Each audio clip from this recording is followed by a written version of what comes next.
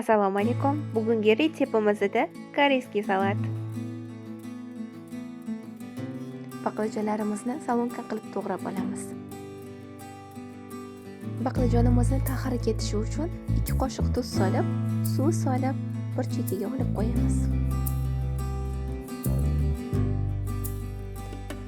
Go'shtni o'rta olovda pishirib olamiz.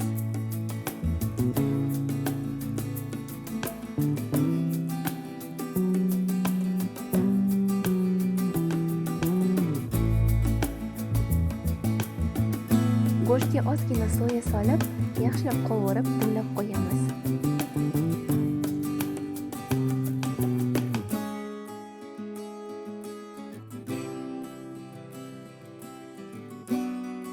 Hamma masalliqlarimizni salonka qilib to'g'rab olamiz.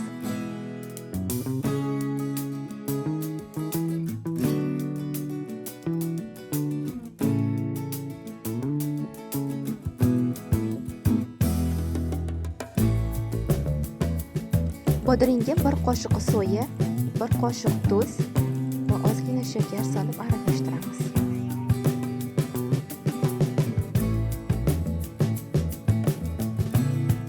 Baqlajonlarimizni ham chiroyli qilib qovurib olamiz.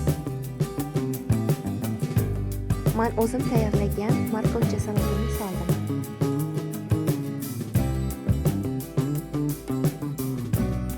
Chiroyli qizartirib olgan baqlajonlarimizni solib olamiz.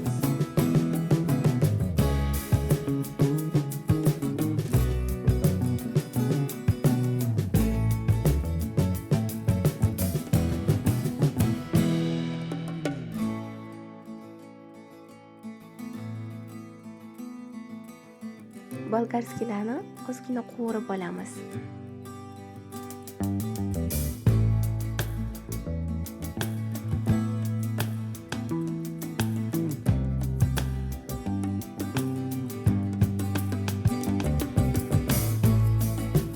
Pomidorni ham somoncha shaklida to'g'rab, idishimizga solamiz.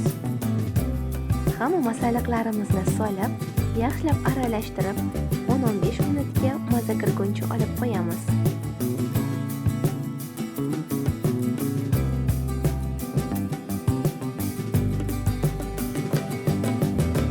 Tez tayyor bo'luvchi salatimiz tayyor bo'ldi.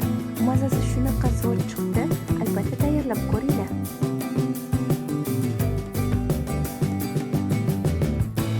Like bosib, obuna bo'lishingizdan